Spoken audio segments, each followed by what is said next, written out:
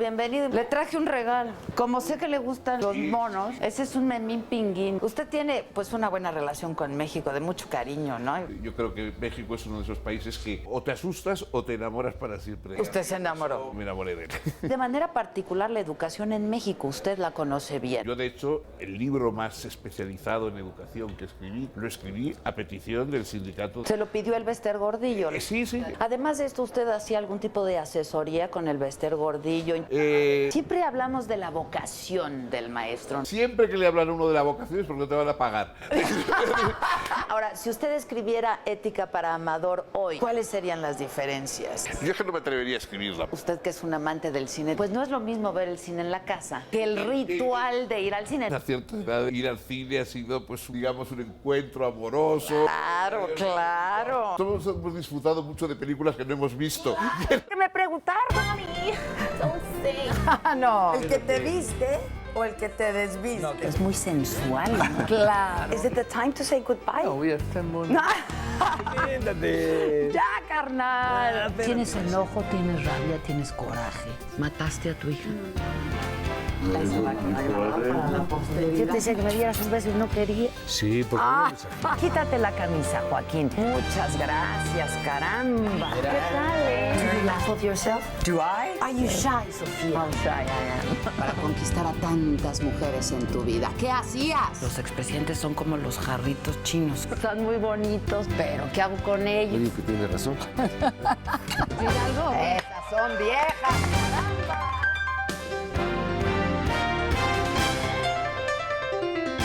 Maestro, bienvenido y muchas gracias. Encantado. Usted tiene pues una buena relación con México, de mucho cariño, ¿no?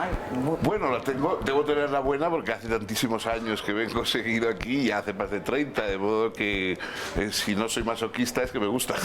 No tiene afectos, ¿no? Aquí tiene Bueno, mucho. yo creo que sí. Realmente a mí México siempre me ha tratado con mucho afecto, con mucha generosidad. Tengo muy buenos amigos de todos tipos y niveles, académicos, no académicos y de todo tipo. Y bueno, yo pues eso, yo creo que México es uno de esos países que o te asustas o te enamoras para siempre de él, ¿no? Y a mí me pasó que vine muy joven y me enamoré de él. Muy joven, maestro, desde muy joven viene usted a México. Sí, yo hace más de 30 años, hace 32, 33 años, sí. Maestro, este libro, que además yo quiero agradecerle tantísimo que me lo haya dedicado, porque me lo dedicó a mí también. Claro, ¿no? claro, por supuesto que sí, por supuesto que sí. Y se lo dedica a todo aquel que lo lee, porque eso dice la dedicatoria. Exacto. Para mí también. Y pues ya desde el título, ¿no? Empiezan a surgir un montón de preguntas, figuraciones mías. ¿Qué se ha figurado todos estos años? ¿Cuáles son sus figuraciones en este Bueno, libro? yo sé, es un libro que yo no pretendo hacer una obra académica, un tratado, no pretendo descubrir verdades científicas inalcanzadas por los demás, sino que más bien son cosas que yo he pensado mientras leía, mientras miraba a mi alrededor, veía cómo estaba la educación o cómo está Internet, o etcétera. Es decir, o sea, que son cosas que yo he pensado, cosas que yo he disfrutado también, porque hay muchas relacionadas con el placer de la lectura. De la lectura, ¿no? claro, claro. Y luego también preocupaciones, ¿no? Porque esas figuraciones a veces son preocupaciones, como en el caso de, por ejemplo, de la educación y periodismo. Del periodismo, Escrito. del papel de las humanidades. Entonces, bueno, yo creo que es un repaso de cosas que uno ha pensado, ha padecido, ha temido. Es decir, hay de todo, ángeles y demonios, y Exactamente, sí, fantasmas. sí, así es, hay ángeles y demonios, sí, hay por eso, hay celebraciones y también maldiciones, por lo menos dichas así, con cierto morbo, ¿no? En términos de educación, ¿qué le preocupa? A mí me preocupa la educación en general, ¿no? Es decir, en un mundo en el que la educación se va convirtiendo en una preparación simplemente para el trabajo trabajo, una preparación laboral, pero no una formación en el sentido ciudadano y en el sentido humano íntegro, ¿no? Educar no es simplemente hacer empleados y formar empleados, sino que es formar personas capaces de utilizar la democracia de un modo positivo, porque la democracia es como un electrodoméstico de esos que necesitamos un folleto de instrucciones y una formación para saberlo utilizar. Si no, puede estar muy bien en las leyes, en los papeles, pero si no sabemos utilizarla, no sirve de nada. No se aplica. No se aplica. Incluso a veces es contraproducente, porque siempre hay algunos que se aprovechan de las ventajas o de las libertades que ofrece para abusar de los demás, ¿no? Entonces, estamos mucho en la inmediatez, digamos, para ser eficaces, ser eficientes, pero no para ser seres humanos. De techo bajo, digamos, de corto alcance, ¿no? O sea, lo inmediato está bien, pero cuando lo inmediato tiene perspectivas, no simplemente cuando lo inmediato es rutina, es lo más bajo, lo más obvio, ¿no? Lo que no causa ningún problema, lo que no causa ningún cuestionamiento intelectual, que eso es un poco lo que ocurre. Ahora, ¿esto está pasando en el mundo, maestro, en general, en términos generales, en la educación? No soy tan ambicioso de hablar de todo el mundo como si yo de alguna manera tuviera todo el mundo dentro de mi cabeza, pero de las partes del mundo que yo conozco, creo que conozco bastante, al menos Europa y lo que es Hispanoamérica, y yo creo que en esas dos partes que conozco del mundo sí está ocurriendo. Y de manera particular la educación en México, usted la conoce bien, maestro. Bueno, yo conozco bastante. Yo, de hecho, el libro más especializado en educación que escribí, que es El valor de educar, lo escribí a petición del Sindicato de Enseñantes Mexicanos, ¿no? Como libro que se iba a obsequiar a los miembros del sindicato. Que así fue, ¿no? Con motivo de un aniversario de 75 años, o no sé, una fecha así. Se lo pidió el Bester Gordillo. Sí, me lo pidió en aquel momento los dirigentes del sindicato. Había sacado un libro de Carlos Fuentes, también sobre el tema educativo, y me pidieron a mí una visión un poco filosófica general, ¿no? De modo que yo, en cierta medida, puedo decir que me interesé y empecé a leer y a prepararme sobre temas educativos a causa de preparar este libro para México. ¿Qué nos falta? Falta educación, eso. Pero falta falta saber que es la sociedad la que tiene que demandar educación. O sea, siempre se pide a ver qué hacen los gobernantes, pero los políticos nunca se preocupan excesivamente, más que retóricamente, de la educación. ¿Por qué? Porque la educación tiene un tiempo que no es el de la política. Si mañana, como yo deseo, en España, en México, se empezara a educar maravillosamente, ¿cuándo lo notaríamos? ¿Dentro de 15 o de 20 años? Es que no se ve. No hay político en el mundo que piense las cosas dentro de 20 años. O sea, la gente está pensándolo, eso sí que inmediatez, está pensándolo para mañana, ¿no? Pero si alguien lo hubiera pensado hace 20 años... Claro, hombre, es que ahora es lo que pasa. Ahora, por ejemplo, en Europa, sobre todo en España, con la crisis, todos son profetas hacia atrás. Lo bien que nos habría venido hace 20 años, sí, pero ya estamos aquí. Y además ahora decir, vamos a educar bien. Bueno, pero es que ahora, en plena crisis, decir que vas a educar bien es como si a alguien que se ha caído al mar del barco le dices, no se preocupe usted que les vamos a enseñar a nadar. No, teníamos que haberme enseñado a nadar ayer, claro, porque hoy ya me ahogo, ¿no? Es que lo ven como un costo que no devenga, ¿no? Exactamente. Eso en España pasa mucho, por ejemplo, ahora con los recortes económicos de diversos insumos que tienen que hacerse con motivo de la crisis, se habla de recorte en el gasto de educación. Pero la educación no es un gasto, es una inversión. Claro. Y es una inversión para el futuro fundamental. Entonces, recortar en la inversión es recortar en las posibilidades de recuperación del país. No es simplemente suprimir un gasto como uno puede suprimir el postre para no gastar tanto en la comida, ¿no? Ahora, en este libro que usted hace para el Sindicato de Maestros en México, hace un diagnóstico y hace una propuesta para mejorar la educación. No, el libro no era un libro, digamos, no era una reflexión en el sentido técnico del término. Al contrario, era una visión filosófica de la importancia, o sea, de por qué tenemos que preocuparnos por la educación y qué significa la educación para una sociedad. No es un detalle decir si hay que dar más horas Fíjate que cuando yo escribí ese libro todavía no existía internet, no existían muchas de las cosas que hoy, si hablamos de educación, es imprescindible. ¿Hace cuánto tiempo fue? Pues yo no sé, pero hace más de 20 años o una cosa así, ¿no? Una cosa así. El libro, de hecho, viene al final una especie de pequeña antología de textos, porque yo pensaba que un maestro que estuviera rural, que estuviera en una zona, pues probablemente no tendría acceso a una buena biblioteca y una serie de textos que yo se los proponía. Hoy, con internet y con todo esto, probablemente eso es una cosa menos necesaria. Pues no se crea, porque tampoco llegan por allá. Bueno, puede que también. ¿No? Pero en fin, quiero decirte para que veas el tipo de mundo para el que yo escribí entonces ese libro, ¿no? Y compartió, hubo conferencias de prensa con maestros, etcétera. Claro, por supuesto. ¿Llegaba el mensaje a los maestros? Bueno, yo espero que sí. El libro ha sido, bueno, porque ha sido quizá junto con La ética para amadores, ha sido el libro mío más reeditado, ha sido muy traducido, ha sido, en fin. O sea, en aquel momento la educación no era un tema que estuviera sobre la mesa. Es decir, incluso en los editores, cuando veían la palabra educar, educación en un título, se sobresaltaban un poco. No podías cambiar el título porque eso solo va a interesar a los maestros, a los padres que tengan niños pequeños. Claro. O sea, suponían que la sociedad conseguía que la educación no iba con ella. Hoy creo que eso sí hemos cambiado. Es decir, hoy todo el mundo está de acuerdo en que la educación está como parte, por lo menos, de la solución de cualquier problema. Además de esto, ¿usted hacía algún tipo de asesoría con el Bester Gordillo, intelectual, filosófica, yo nada? simplemente me hice ese libro y luego pues, cuando me han pedido en el sindicato o en otros campos de profesionales en México, pues dar una charla o hablar con maestros, pues yo sí lo he hecho.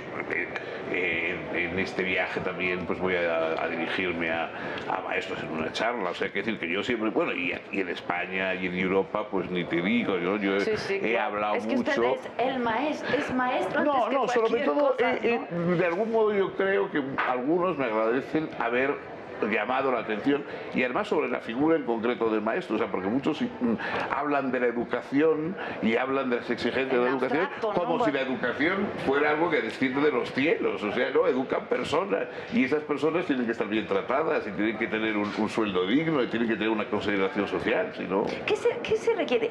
Siempre hablamos de la vocación del maestro, ¿no? Se ha perdido.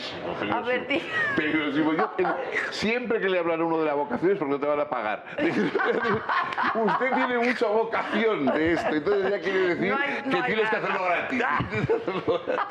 Yo cada vez, en mi vida, cada vez que me dice, tú es que esto tienes vocación, digo, no, pero yo quiero que usted me pague la comida. Es mi profesión, claro. Pero, ¿qué? Entonces no tiene que haber una... Debe ser profesionalizar la carrera, quizá. Por supuesto, la carrera, un maestro tiene que estar bien preparado. Es decir, un maestro necesita maestros. O sea, el maestro no se nace, no se heredan genéticamente los dones de maestro. Un maestro tiene que estar bien preparado por su función social y por su propia dignidad como maestro. Por decir, atreverse a enseñar exige que tú hayas necesitado aprender y hayas tenido la disciplina suficiente para aprender. No puede ser una especie de intuición, ni mucho menos un negocio, ¿no? La educación tiene una dimensión vocacional, pero en el sentido noble, no en el sentido de que te dispense de un sueldo, sino en el sentido de que por mucho que te paguen, nunca te pagan suficientemente lo que estás haciendo. Claro.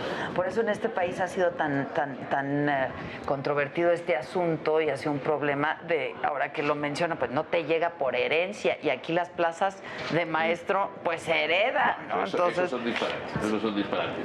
Ni se puede heredar, ni una persona puede dejárselo a otro como si fuera un paquete, diciendo toma y... No. O sea, la formación del maestro es el primer paso importante en una buena educación de un país. O sea, un país que pretenda educar bien, lo primero que tiene que hacer es exigir buena preparación a los maestros. Eso sí, luego retribuirlos adecuadamente a la preparación que tienen. Pero pedir esa preparación es absolutamente necesario. No sé si ya tuvo oportunidad de conversar con el secretario de Educación Pública, ya lo hizo, lo leí en la prensa. ¿Qué opina usted de la reforma educativa? Bueno, yo no tengo datos suficientes y sobre todo en el momento que yo hablé con el secretario aquello acababa prácticamente de echar a andar. A mí me parece muy buena señal que un gobierno nuevo que pretende cambiar cosas empiece por la educación. Porque además es un tema valiente, ¿no? Ya se sabe que la educación no es un tema fácil, no es un tema en que todo el mundo vaya a estar de acuerdo cómodamente. Claro. La educación es un tema que une asuntos prácticos, ideológicos y que siempre remueve conciencias, etc. Entonces a mí me pareció primero una buena señal que se empezara por el asunto de la educación y luego también al menos las líneas generales como estos temas respecto al maestro que no se lee de la plaza, etc. Sí, me parecía simplemente de sentido común, vamos, es que no hay ni que discutirlo. Sí, claro, claro. Ahora, ¿las nuevas tecnologías ayudan a una mejor educación? ¿Usted las domina para empezar? Las nuevas tecnologías ayudan. Lo que no hacen es simplemente mejorar. No ayudan como no educan los bolígrafos o como no educan las motocicletas. No sé, es decir, o sea, son cosas que ayudan. Son vehículos, son herramientas. Claro, si un niño tiene que recorrer 20 kilómetros para llegar a la escuela, pues que tenga un vehículo adecuado para llevarle, nadie duda de que es mucho mejor y que llegará en mejores condiciones y con la cabeza más despejada para estudiar. Pero eso no quiere decir que el autobús o la motocicleta eduquen al niño, no, colaboran en su educación y las cosas como internet, etcétera, son ayudas y prodigiosas ayudas que educan, ayudan no solamente a los niños, sino que también a los mayores, nos están ayudando permanentemente. Pero claro, nadie supone, digamos, que la sabiduría venga porque uno se haya comprado un iPad, ¿no? Es decir, las cosas son un poco más complicadas y lo mismo que hay muchas personas que tienen maravillosas bibliotecas, ¿no? Y que te enseñan,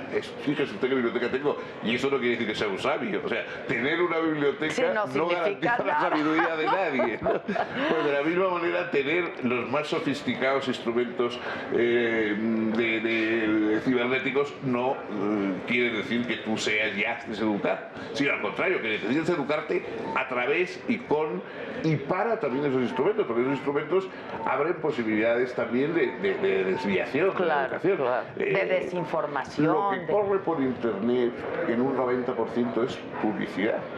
Publicidad de cosas útiles, inútiles, buenas, malas, atroces, perversas. Entonces, precisamente hay que preparar para manejar ese instrumento. Una persona que sabe que tiene una buena formación, pues internet es un instrumento maravilloso. Te pone en contacto con las personas que comparten tus preocupaciones, obtienes libros que no se obtenían nunca, si con un simple tecleo te los mandan en 3 días. Bueno, es el sueño de una persona para muchas cosas. Pero quien no sabe y quien no tiene esos conocimientos, pues va cayendo de un anuncio en otro, de una publicidad en otra, de una farsa en otra, ¿no? Ahora, se lo pregunto por lo siguiente, entonces el maestro es insustituible. Totalmente. Yo creo que hay muchas cosas buenas de la vida, como el amor o como la enseñanza, que hay que hacerlas cuerpo a cuerpo. No se pueden hacer por intermedio, ni por correo, ni por email. No se pueden hacer por email. Interpósita persona. No se puede. Eso no se puede. Porque nosotros no podemos aprender a vivir más que de otra persona humana viva junto a nosotros. Aunque esa persona esté llena de defectos, como todos estamos por otra parte, y aunque llena de debilidades, el aprendizaje solo lo puede dar otra persona. Un robot, un instrumento muy perfecto, etcétera, nos puede enseñar una información puntual sobre un asunto, pero no nos va a enseñar a vivir, no nos va a enseñar a ser humanos. Ser humanos, la humanidad es una cosa que nos contagiamos nosotros, y para eso hace falta tener otro ser humano enfrente que te en presencia. En presencia, de un modo o de otro. Incluso yo creo que una aula en sí misma ya es más docente que todo lo que se enseña dentro de ella. O sea, que los niños... El hecho de estar. Que están ahí, los niños pequeños que están viviendo en sus casas, en sus familias, en la calle, de pronto se encuentren en un lugar dedicado al conocimiento, con personas de su edad que van a también estar en esa misma búsqueda. Que aprendan que uno tiene que respetar a personas que no son de su familia, sino simplemente pues porque de alguna manera son colegas en en la vida, ¿no? Eso es esencial. O sea, yo creo que el aula, eso que dice, no, en casa, educar en casa, No educar es lo mismo. no. O sea, hay que educar en presencia y hay que tener en nuevo a los niños juntos, que se conozcan, que se vean, porque lo mismo que queremos que en el mundo, en la sociedad, no haya exclusiones y todos estemos juntos, no solo los hombres y las mujeres, sino los blancos y los negros y los amarillos y los con pintas, pues de la misma manera un aula tiene que tener todo eso. Ya O sea, cambia la estructura mental de uno, mental, ¿no? o sea, un niño que ha visto, que se ha estado desde pequeño codeándose con niñas, con niños de otros aspectos, de otras razas, de otros tonos en la voz, de otros acentos. Ya, te da está otra ya abierto a la perspectiva. tolerancia, está abierto a la convivencia. Y a propósito de todo esto, usted habla en el libro de el ocaso, el crepúsculo del periodismo, del artículo periodístico. Es que, bueno, el periodismo son dos cosas. Para nosotros, para algunos, para los que hemos amado mucho, digamos, leer prensa, el periódico es un objeto precioso en sí mismo, Es que ¿no? se lo pregunto porque también entonces, pues no es lo mismo agarrar un libro que leerlo por el iPad, o no Para es lo mí no. mismo agarrar un periódico. Comprendo. Es verdad, por ejemplo, que hay cosas, o sea, el periódico mismo, que como hoy ya es difícil encontrarlo en muchos sitios, ¿no? Yo, por ejemplo, me acuerdo de las primeras venidas aquí a México, que uno de mis problemas era cómo consigo prensa española, dónde compro el país, dónde compro... Bueno, y Sí, hoy, claro, bueno, incluso alguien que ama tanto los periódicos en papel como yo, hoy yo llevo mi iPad y me leo Claro. todas las mañanas todos los periódicos en el iPad. O sea que admito que eso se puede hacer. Lo importante es que no se pierda el periodismo en sí, porque el periodismo es una ética y una estética de la transmisión de las novedades, de las noticias. Es una jerarquización de lo que ocurre, una administración de lo que hay. Y sobre todo, además, el periódico tiene de bueno que no te da solo lo que tú buscas, sino que te da incluso cosas que no buscas, pero que te pueden sorprender y abrir caminos. Porque si tú, claro, te metes en internet y dices, bueno, a mí me interesa mucho la pesca submarina, pues busco pesca submarina, expertos en pesca submarina, pero en cambio nunca voy a oír nada de alpinismo, porque siempre voy a ir de pesca submarina en pesca submarina. El periódico viene de la pesca submarina, pero viene del alpinismo. Y de pronto digo, pues esto también quizá me interese, y me abro otras cosas. O sea, el periodismo nos daba cosas que buscábamos y cosas que no buscábamos, nos ofrecía también todo eso. Y yo eso es lo que echo de menos a veces en internet. Claro, porque es una búsqueda muy específica. Es una búsqueda mucho más centrada, mucho más especializada.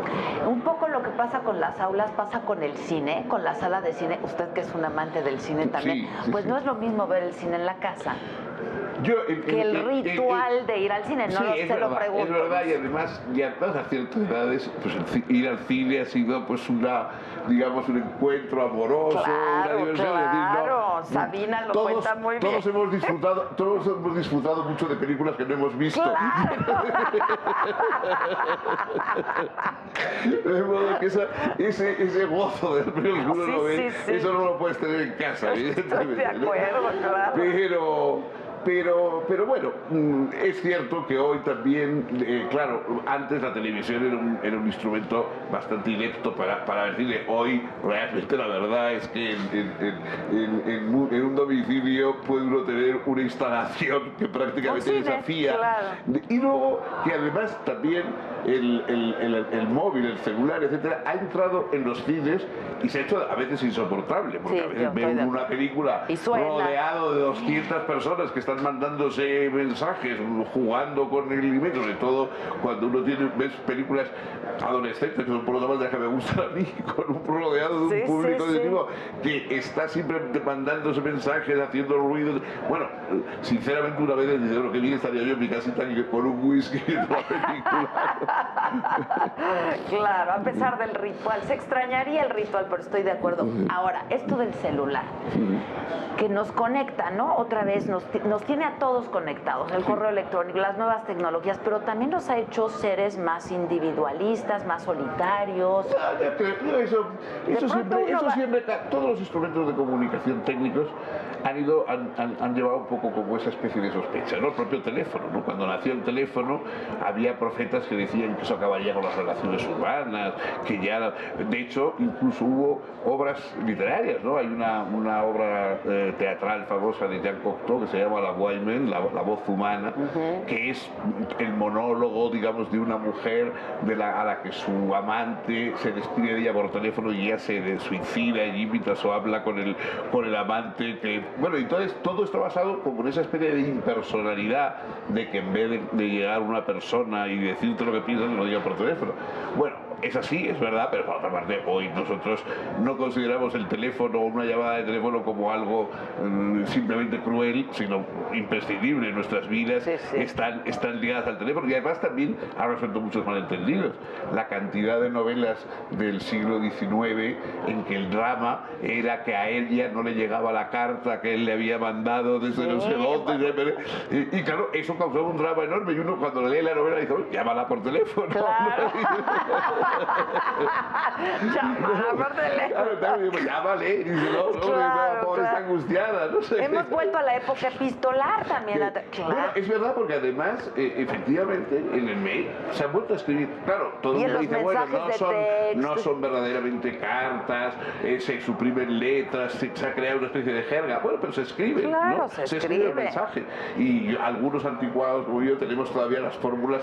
Yo todavía soy de los que escribo emails diciendo, querido amigo, espero que al recibo del presente email se encuentre usted bien. Claro, qué maravilla. Ahora, resuelve muchos dramas, pero provoca otros. Sí sabe que, pues, cuántas separaciones y divorcios hay por culpa del aparatito este. Bueno, es verdad. Esa es la indiscreción, a mí ¿verdad? Reconozco que me molesta mucho, sobre todo cuando uno se junta con 4 o 5 amigos a tomar una cosa y de pronto hay dos que están, que no sé, ¿qué me dicen? Y bueno, digo, oye, me voy a mi casa, porque claro, si no, así claro. O que la mujer cacha un mensaje, ¿no? Sí. A veces hay mensajes un poco que uno manda uno de esos circulares que llegan a alguien que no debía llegar. También es cierto. ¿Qué películas de niños y adolescentes son su fascinación? ¿Cuáles son sus personajes favoritos? Bueno, yo he sido muy aficionado al cine, digamos, de acción, al cine de aventuras, ¿no? A mí desde las películas de Tarzán, a las películas clásicas del oeste, a últimamente películas como Parque Jurásico, los clásicos del terror, de Terence Fisher o de la Hammer, etcétera, todos pues, me han gustado mucho. He disfrutado mucho del cine, de ese cine, digamos, de palomitas, como digo, de acción, de emociones, ¿no? El cine muy cerebral. Bueno, reconozco que el Dreyer tiene cosas maravillosas, pero no es my cup of tea. ¿Ese cine cerebral es lo que conocemos como el cine de arte? Algo así. Yo creo que también hay arte. O sea, John Ford es un artista extraordinario y no hacía un cine fácilmente encuadrable en ese arte, ¿no? Claro. Pero sí, evidentemente pues hay a veces un drama. O sea, parece que digamos que solo el cine que trata o planteamientos abiertamente sociales o dramas psicológicos, etcétera, que en algunos casos hay películas extraordinarias en ese campo, pero yo creo que el cine se presta también a la aventura, al paisaje, a la imagen de riesgo, al terror, ¿no? Claro, y a la ciencia ficción también, ¿no? De hecho, las primeras películas, Méliès, por ejemplo, ¿no? Hizo ciencia ficción. Claro. Y de ahí empieza su afición. Usted, ahora que hablaba usted de un autor francés, usted es un optimista, ¿verdad? No, yo soy un pesimista activo. Es decir, es que esto es diferente. Tú imagínate que estás en tu casa viendo la televisión tranquilamente y de pronto empiezan a pasar unas llamas enormes por la puerta, ¿no? El optimista es el que dice, no será nada, será que alguien está haciendo una tortilla y salió un poco de... El pesimista terrible es el que dice, no hay nada que hacer, ya estamos perdidos, la casa... Y el pesimista activo es el que ve y dice, no, O sea, algo hay que hacer, lo tengo que hacer yo, porque los bomberos no van a llegar a tiempo y entonces intenta apagar el incendio. Yo soy pesimista activo. Se lo pregunto porque usted fue traductor de Cioran. Sí. ¿Y cómo era su relación? Porque eran en ese sentido pues muy distintos, Bueno, ¿no? él era tonificante para mí, ¿no? Porque él era muy pesimista, pero por otra parte como persona era muy divertido, ¿no? Era una persona que yo lo pasaba muy bien hablando con él y porque él tenía mucho humor, se burlaba amablemente de mí, ¿no? Y yo lo pasaba muy bien con él, ¿no? Pero y usted se llegó a hacer pasar por pesimista algún día, claro, para ganar su... Gusto. Okay. No, y para darle importancia, porque siempre los pesimistas parece que tienen más prestigio que un optimista, ¿no? O sea, los autores trágicos siempre parecen más respetables que los cómicos, ¿no? De hecho, por ejemplo, la amante de Voltaire, Madame de Châtelet, Voltaire la convenció de que debía aprender inglés para leer a Shakespeare. Y efectivamente ya aprendió inglés, leyó a Shakespeare y disfrutó. Pero luego Voltaire intentó convencerla de que aprendiera español para leer a Cervantes. Y entonces ella dijo, no, yo no voy a aprender una lengua cuyo autor principal es un cómico. Entonces, esa especie de falta de importancia, ¿no? Bueno, si es un cómico, una broma, no tiene importancia, ¿no? Pues eso yo creo que sigue habiéndolo. Entonces, de joven, a mí me parecía que ser pesimista era una cosa mucho más digna. Claro. Y yo trataba de decirle a Cioran que yo también era un pesimista, hasta el punto que luego él, ya burlándose de mí, un día me dedicó un libro agradeciéndome los esfuerzos que hacía por ser pesimista. ¡Qué maravilla! Pero entonces seguimos así, pareciera que ser solemne, ¿no? Que no tener sentido del humor, que pertenecer a esta élite de académica. Cuando dices una mirada lúcida sobre el mundo, cuando alguien dice que es una mirada lúcida, todo el mundo entiende que es una mirada despiadada y pesimista sobre el mundo. Pero entonces tiene que ser importante. Pero en cambio yo creo que hay miradas lúcidas que pueden ser muy alegres. Pues debieran ser. O sea, porque a lo mejor Nietzsche, que ha sido otro de mis guías intelectuales, Nietzsche decía que la alegría es siempre más profunda que el dolor.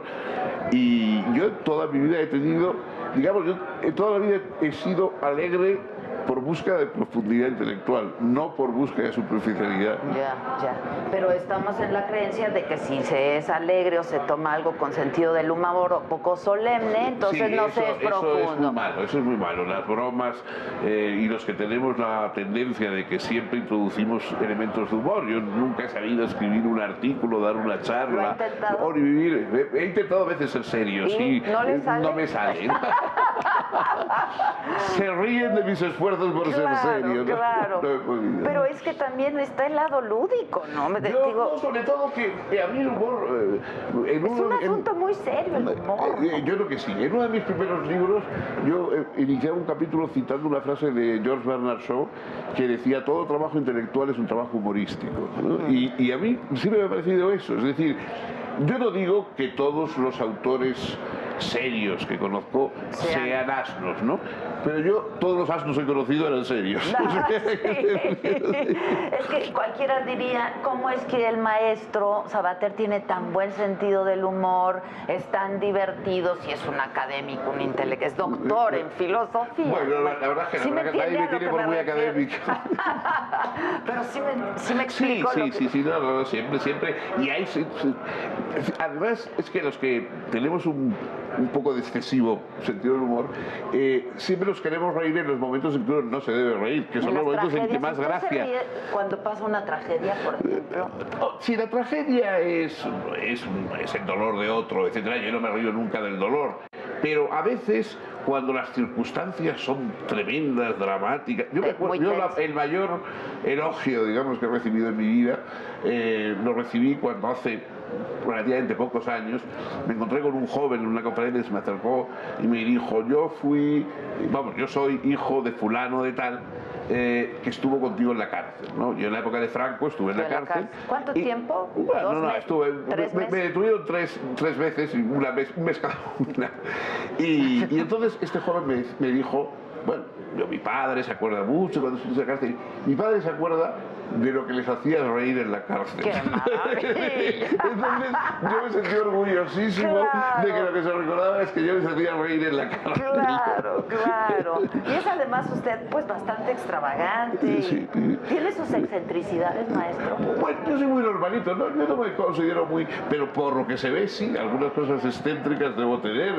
Siempre me han gustado mucho los cómics toda la vida y los sigo leyendo ahora. ¿Qué es la cultura popular? Me gustan las carreras de caballos, es mi deporte favorito. Entonces, Los toros. Sí, los toros, sí, también los toros. Los toros me han gustado mucho antes, ¿no? Ahora ya, porque nunca he sabido de ir solo. Yo solo voy a cualquier hipódromo en cualquier parte del mundo. A los toros siempre íbamos un grupo de amigos y tal. Y luego ya cuando la vida, esas cosas, pues uno se va separa y va. Ya solo me resulta melancólico ir a los toros. Me gusta, pero me resulta melancólico. Siempre he ido con amigos. Y cuando va a ver las carreras al hipódromo, hay que apostar, ¿no, maestro? Sí, bueno, yo he puesto poco, porque cuando uno juega bastante, lo que ves en la pista no son los caballos, es tu billete Claro. corriendo. Tu billete corriendo, Ya no disfruta la carrera. Claro, y no disfrutas, ¿no? Yo a mí me gusta estar un poco libre. Juego un poco, porque es una forma de mantener un vínculo con la carrera, pero por otra parte no demasiado para eso, para disfrutarla sin preocupaciones pecuniarias, ¿no? Porque Claro, bastante porque tenemos también ya. ir a ver una carrera sin apostar no. No, es que no pega, ¿no? Porque aunque no juegues realmente, ¿no? Yo Sí, la apuesta, a ver quién estaba a gana, veces habiendo claro. carreras, por ejemplo, en países árabes donde no se No se juega, ¿no? En Dubái, por ejemplo, que hay grandes carreras de caballos, pero no se juega, ¿no? Entonces, claro, yo juego conmigo mismo, ¿no? Yo digo, va a ganar en 4. Y entonces, aunque no ha puesto nada, me lo ha puesto conmigo, ¿no? Claro, eso es una maravilla. Ahora, ¿qué? Esta manera de que queremos que los niños lean y que no estamos logrando, por ejemplo, en México, maestro. No, en todas partes, porque a veces hay un poco como una especie de estrés excesivo en padres, maestros, Porque concienciados, porque les lean a los niños, ¿no? Entonces, el verbo leer, decía Daniel Pennac, que escribió, un autor francés, escribió un libro que después se llevaba como una novela y era sobre este problema de cómo se enseña a leer a los jóvenes. Y él decía, es que el verbo leer no soporta la voz imperativa. Lee, ¿no? Claro. No puede haber imperativo. O sea, la lectura tiene que ser algo que se contagia, ¿no? Una Y seducción. gozosa, ¿no? Yo, lo que más me hizo leer desde pequeño, mi madre, que era una ama de casa muy ocupada, digamos, pero el placer de su vida eran las novelas de Agatha Christie. Entonces, por aquella época, cada 2 años, doña Ágata, como las gallinas ponen un huevo por las mañanas, ella ponía una novela, ¿no? Entonces aparecía la novela, mi madre desaparecía durante 3 días, que es lo que duraba leer la novela, y luego volvía a aparecer. Entonces ese entusiasmo, el placer, ese ensimismamiento de la lectura como gozo supremo, yo lo vi en una persona, digamos, que yo quería, etcétera, y para mí me contagió.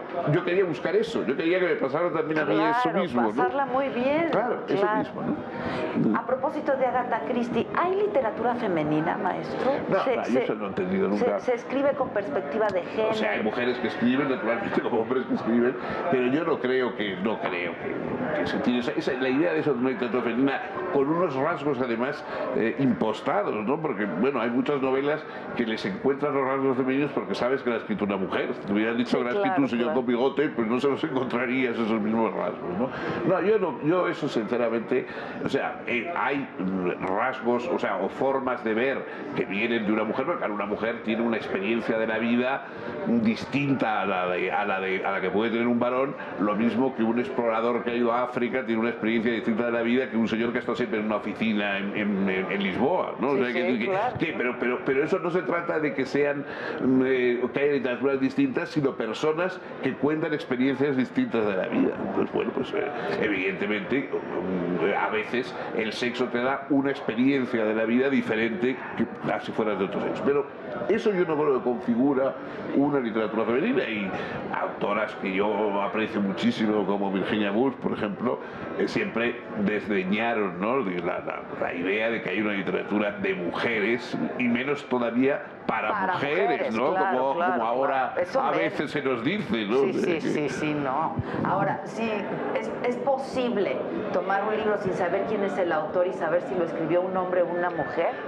Bueno, no solamente es imposible eso en un libro, es imposible incluso en mensajes de email, pues sí, quiero sí. decir, lo estamos viendo todos los días, ¿no? Gente que se hace pasar, hombres que se hacen pasar por mujeres claro. y al revés, ¿no? Sí, sí. Alan Turing, el gran teórico de la computación, vamos, el gran antecesor de la computación, porque antes él empezó antes de que hubiera las máquinas que hoy llamamos esto. Una de las pruebas que hacía era ver si realmente había un tipo de preguntas que pudiera hacerse a un interlocutor que te mandara mensajes para saber si era una máquina o no. Y también podríamos entonces plantearnos si hubiera un tipo de preguntas, o sea, decir, bueno, vamos a ver, si usted está seguro de que mujeres y hombres escriben mails diferentes, dígame usted 10 preguntas que una mujer contestaría distinto que un hombre. Y no lo hay. O sea, es imposible que tú determines, o sea, salvo bromas o humedades, claro, pero si no, es muy en difícil. realidad, si a ti te interesa, tú sabes perfectamente que nadie puede descubrir a base de unas preguntas si otros hombre o mujer. Entonces, ¿qué sentido tiene hablar de literatura masculina o femenina? ¿No? Algunos de las... Hay una novela americana famosa, Miss Sweetheart, ¿no? de un autor norteamericano que escribe una novela sobre un hombre que para ganarse la vida contesta un consultorio de estos amorosos femeninos, ¿no? Y entonces la señorita Corazones Solitarios, ¿no? Y entonces ella que firma señorita Corazones Solitarios, entonces es la historia de este hombre que todo el tiempo se hace pasar por una mujer, claro. y además una mujer hiper femenina para contestar esas cosas. Claro. Perdí la cuenta de cuántos autores cita usted en este libro. ¿Cuánto ha leído, maestro? ¿A qué hora lee? Yo no cito los autores no para demostrar que los he leído sino para que los lean los demás. No, y es que además lo logra porque se contagia. Lees un autor y dices, quiero ir a leerlo. A mí lo que me gusta, o cuando creo que he cumplido las misiones, cuando alguien me dice, oye, leí tu artículo, tu libro, y gracias a él he descubierto a tal autor o a tal otro. Yo digo, eso es lo que yo quería. Exacto. Bueno, es que pasa un poco lo mismo que lo que nos platicaba, que pasaba con su madre, que usted quería vivir lo que su madre. O sea, yo quiero que mis libros sean un punto de partida, no un punto de llegada. O sea, no quiero que la gente diga, bueno, ya leí a Sabater, ya no necesito leer nada más, ahí está todo, ¿no? No, todo lo contrario. No, fue una puerta que me abrió a otras cosas, a otros autores, a otras experiencias literarias, ¿no? ¿A qué hora lee?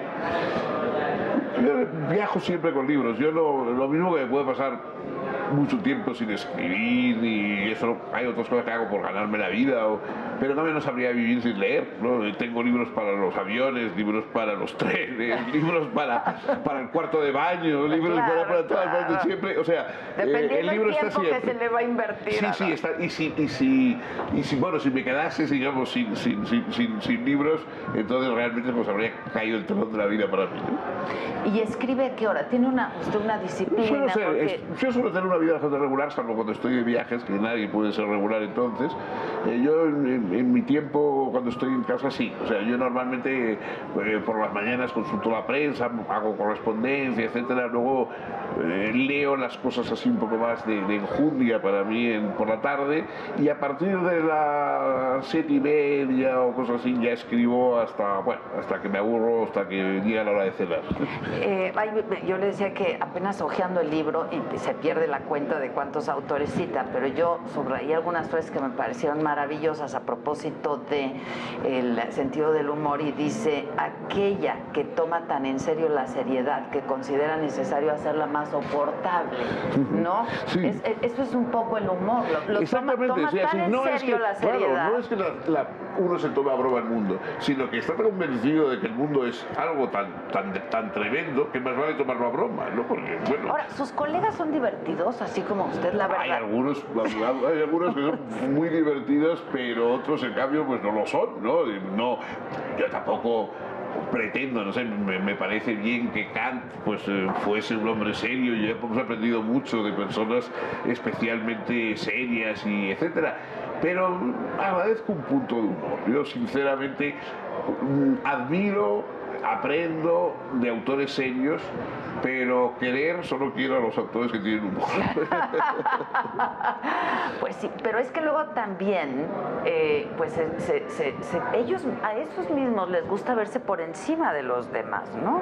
Bueno, a veces hay gente que de alguna manera que cree que el humor distrae de las cosas serias, ¿no? Es decir, que si uno hace una broma, pues la gente ya va a olvidar lo que estás diciendo de importante y solo se va a acordar de la broma. Yo reconozco que a mí me ha pasado a veces, ¿no? Dando en clases, claro.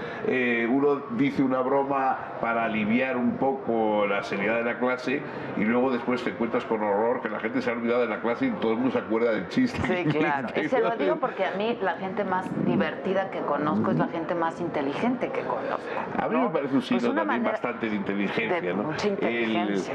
Sobre todo un cierto tipo de humor, ¿no? Hay un humor el slapstick de la tarta en la cara, que bueno, que eso pues en fin, sobre todo cuando tienes 4 años te hace mucha gracia, pero bueno, quizá con el tiempo no. Ahora hay otros en cambio el humor que tiene, es que es muy pues sofisticado, ¿no? Hay un grado de sofisticación en el humor. Además, bueno, estamos hablando de los grandes autores.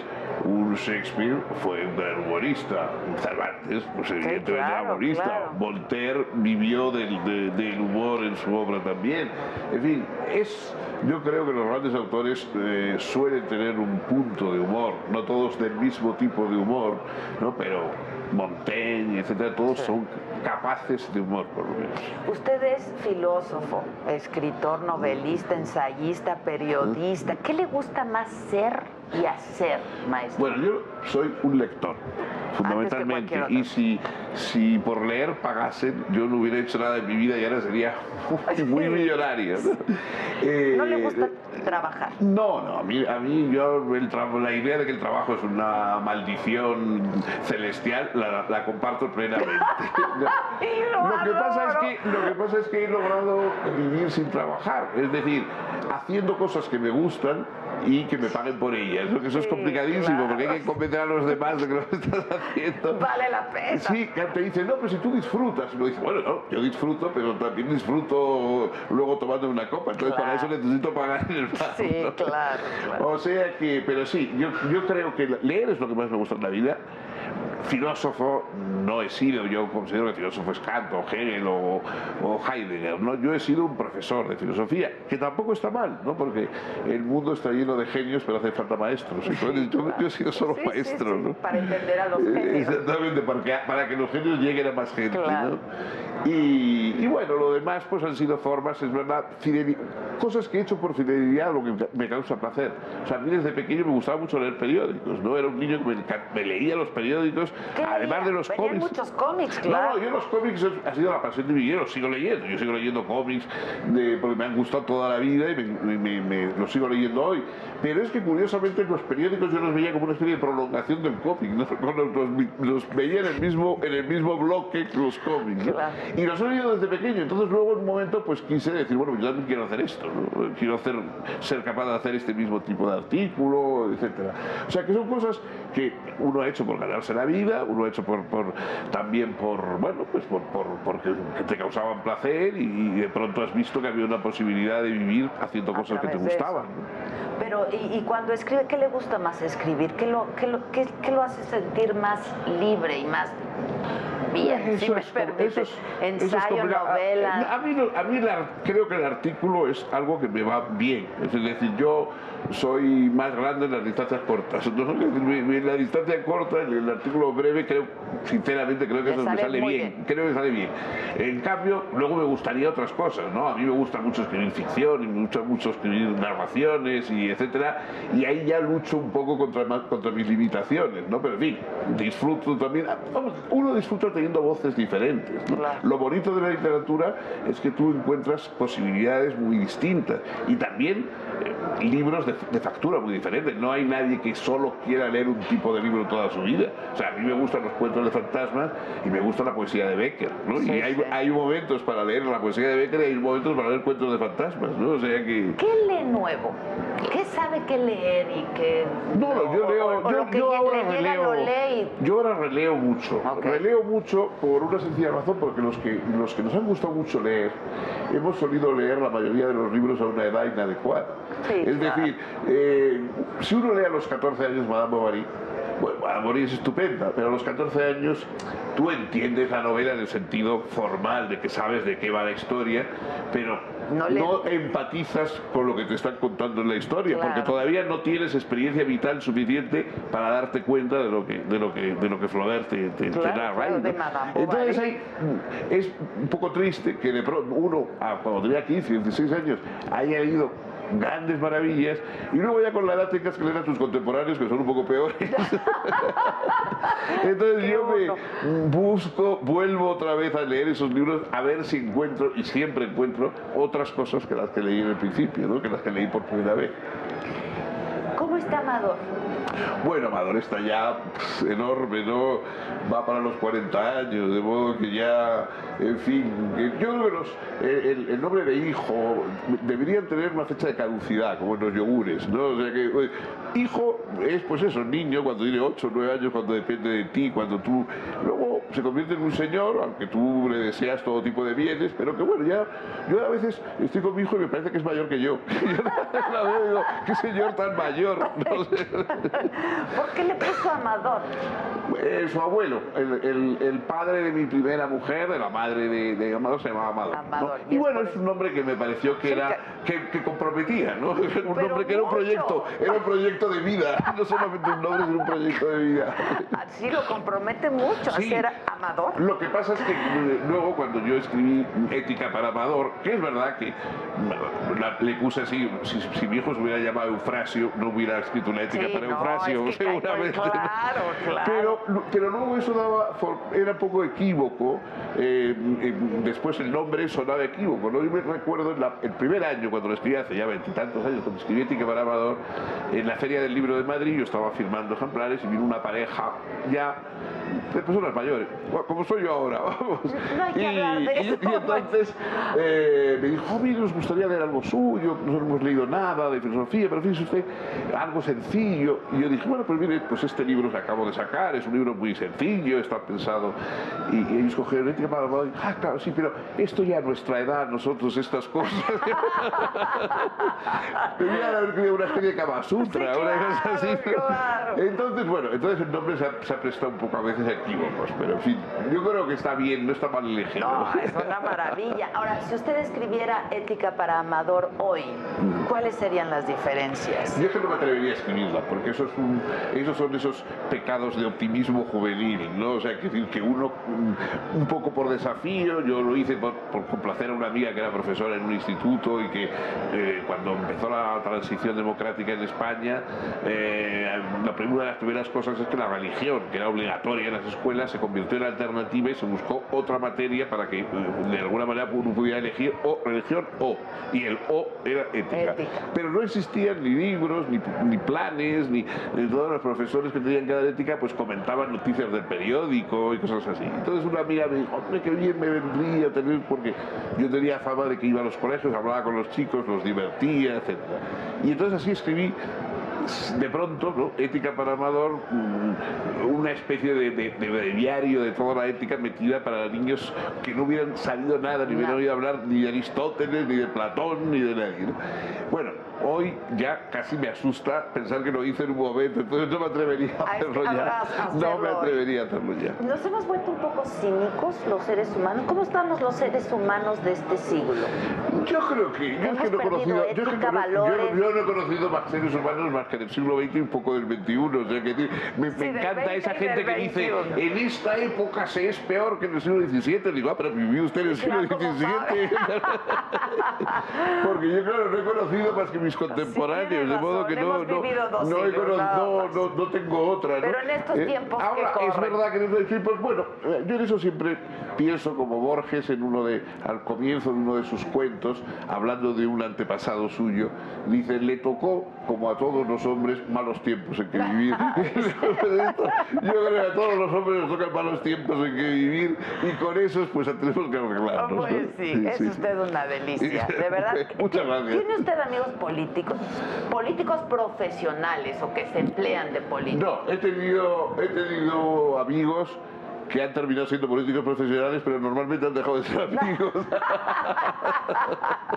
Pero que antes eran amigos, Sí, antes eran amigos. ¿Qué piensa de los políticos profesionales? Bueno, los políticos somos todos. Primero, es una cosa que yo me he pasado la vida un poco luchando en mis clases por decir que no existe la casta política, como suele decirse, y como a veces los propios políticos en ejercicio quieren hacer creer, ¿no?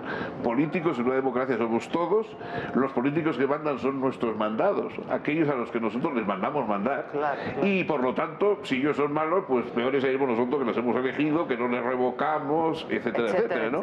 De modo que yo lo creo, hombre, yo agradezco cuando hay un político verdaderamente eficaz, útil, inteligente, se le ocurren cosas, pues lo agradezco, como agradezco cuando tomo el avión que el piloto sea un piloto estupendo y aterricemos sin que se muevan. O sea que me parece que un servidor público que verdaderamente sea un servidor público, o sea, que sirva realmente y que sirva realmente al público y no a sus intereses, es una bendición, y creo que existen y que no han existido, pero claro, desgraciadamente en eso y en otras muchas cosas los malos termina por dar el perfil, digamos, o sea, lo mismo que durante siglos, en la época de Quevedo, etcétera, los médicos eran siempre juzgados por lo que se llamaba el matasanos, ¿no? El médico que... Bueno, todos sabemos que hay médicos excelentes y todos sabemos que necesitamos a los médicos y que antes o después tenemos que ponernos en sus manos.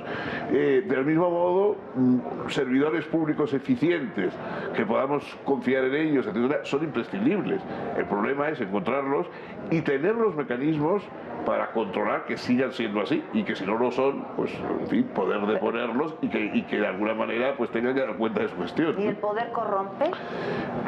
Todo corrompe, ¿no? La religión corrompe, el amor corrompe, el poder corrompe, todo puede corromper, todo lo que es fuerte, todo lo que es intenso puede corromper. O sea, es decir, los seres humanos son atraídos de alguna manera por pasiones, ¿no? El poder es una pasión, como otras, y las pasiones, que son los que hacen, por otra parte, interesante y intensa la vida, también pueden hacerla abominable y también pueden convertirse en un instrumento de tortura para otros. ¿Qué pasión suya no deja que lo domine? O al revés, ¿qué pasión suya no quiere dominar?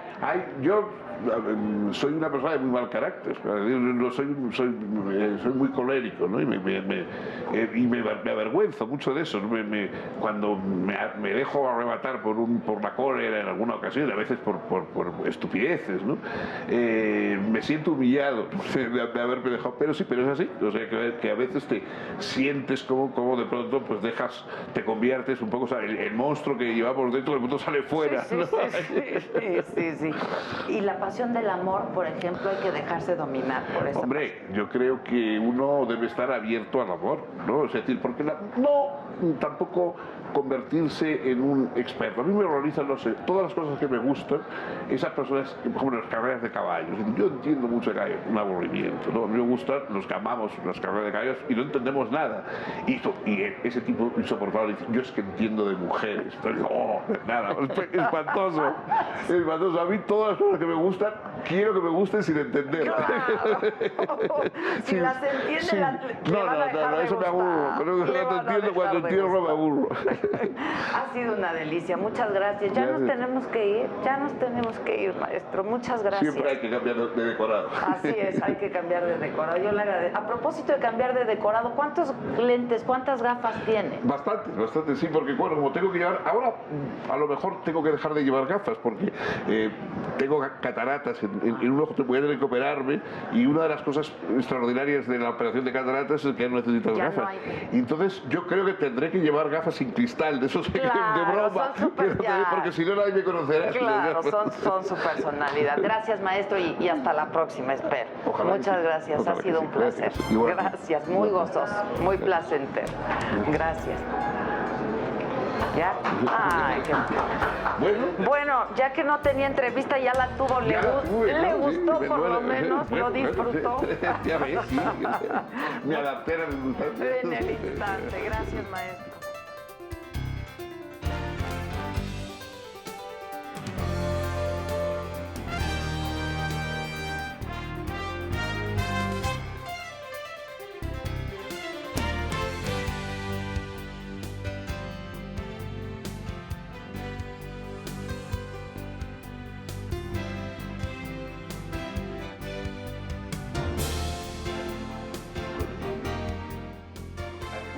No.